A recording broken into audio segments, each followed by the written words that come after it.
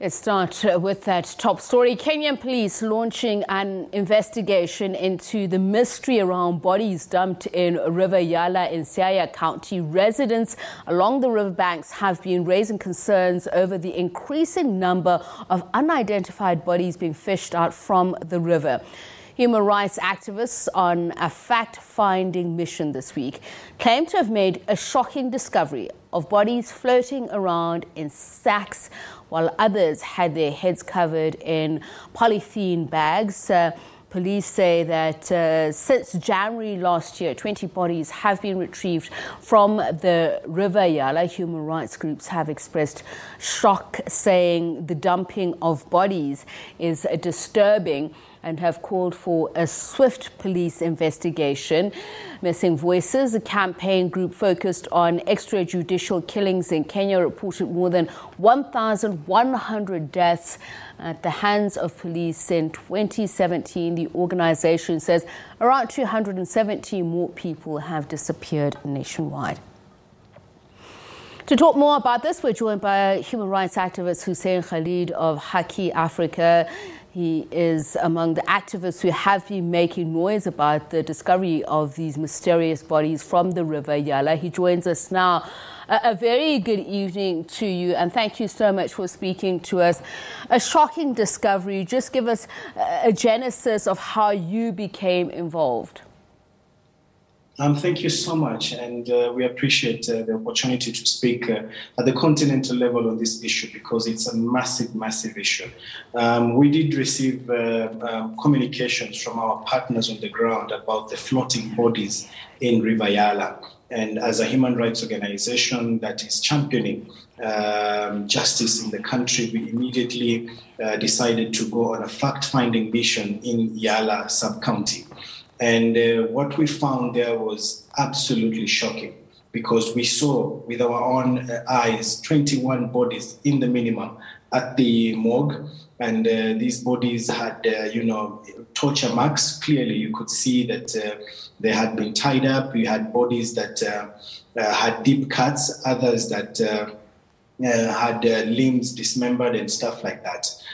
When we spoke to the morgue attendant, he told us at least 10 of those 21 bodies that we saw were found in sacks that were floating in the river. Initially, people thought it was just someone who had dumped garbage in the river, but then after a while, it started attracting flies, and that's when they noticed something is amiss. So when they opened one of the bags, they found a body, and when they removed all the 10 bags, they also found that there were all bodies inside the bags. So after the morgue, we decided to actually visit the river where these bodies were found. And to our shock again, we saw with our own eyes a body floating in the river. So this, as you may know, was very, very concerning for us. So we went around the town asking community members whether they know about this. And they told us clearly that they had spotted a double cabin pickup and a probox that would stop in the dead of the night at one of the bridges, and they would throw or dump these bodies in the river. And this has been happening for a couple of months now. So this, as you may understand, is very, very shocking to us. And that's why we have called on the authorities to immediately investigate, one, to confirm who the dead are, and secondly, who is behind these killings and subsequent dumping of the bodies in River Yala. I mean, firstly, this should be something that is a source of a health crisis in itself. You can't have bodies that are dumped in a river that is used by people and livestock for months that police have done nothing about. What is the reason that police are giving? And I ask this against the backdrop of a report saying that Kenya had the highest extrajudicial killing rate ever in a 2021 report. So this should be nothing new to them. Indeed. As you've said, first of all, this river and the reason why these bodies are found in this particular area is because there was a construction many years back to have this as a dam. So naturally, in a dam, then you can't have everything just passing through. So it is at that point, at that particular dam area where the bodies then clog, where they are found. So majority of the bodies are found there, but when there's heavy rain, sometimes there's overflow of water. So some of the bodies would actually go over the dam and into the rapids. And it is definitely a major concern because this is the same water that is used by communities downstream. It's the same water that is used by homesteads and, as you correctly said, even livestock. On issues of extrajudicial killings, again, because it is very clear that when these bodies are thrown into the river, they are already dead.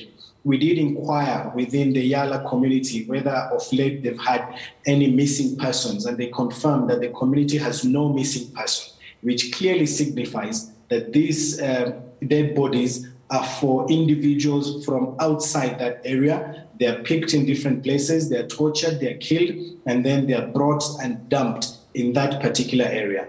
And this is very concerning for us because we have, raised this issue with the authorities. We've told them this is a couple of months now. How come you don't even have the vehicles that community members purport to be bringing these bodies here? How come no one has been arrested? And in the minimum, how come no forensics, not even fingerprinting has been done to confirm the identities of these individuals? So it is a major, major concern, and we are seeking answers from the government, in particular the police, so that we can understand what is happening in Yala River. I'm going to ask two questions in tandem because I do think that they're related. One, what do you know of the number of the body count? I mentioned the report, and last year it was putting the number of extrajudicial killings at 29. Numbers are surfacing now saying the figure should be somewhere around 43. And the other question is, what is behind it? People are talking about trigger-happy police, but you are also saying that there is a long history of people being forcibly abducted, killed and tortured. Yeah, so the numbers are definitely high. As Haki Africa ourselves, we do document extrajudicial killings and enforced disappearances. And from our own statistics, our records last year was the highest ever in terms of the numbers we've recorded on enforced disappearances. We also saw a rise in extrajudicial killings, over 40, as you've correctly put it out. And this is very concerning because we are approaching an election year. This is an election year, 2022. In August, Kenyans will be going to vote for a new president because the current president has served his 2 terms. To have insecurity of this magnitude is a major concern to everyone. It is at this time where we expect the police to be, on top of their game, to show Kenyans that they have the security safely intact and, that people don't need to worry about this. So it is definitely something that as a people, as a nation, has really disturbed us. And we are expecting action to be taken sooner rather than later, so that we get to know who the culprits are. And how are the community able to react to this? Obviously, it was following months of a stench that they'd been reporting. But the reason I'm asking is, do they feel a sense of trust with the police or the security officials to be able to go to them and say, this is what we've noticed, activity that happens in the dead of the night, and which areas in particular, as you talk about campaigning and it being an election year, Kenya itself having been in the news, even being at the fore of international human rights bodies on political killings. Give us a sense of whether communities feel that the security institutions in Kenya are trustworthy, that they can actually bring an end to such practices. What we know for a fact is that the police knew about these bodies being dumped. And our concern is that despite this information being availed to them, nothing concrete had been done until we went to this place and raised the attention of the nation of what's happening. So today we saw a statement from the police claiming that the 19 bodies were collected for a period of over 2 years, which is not true. That is absolutely not true. We know that for a fact when we went to the morgue, we saw for ourselves 21 bodies. And the manner in which those bodies were, they were not 2 years old.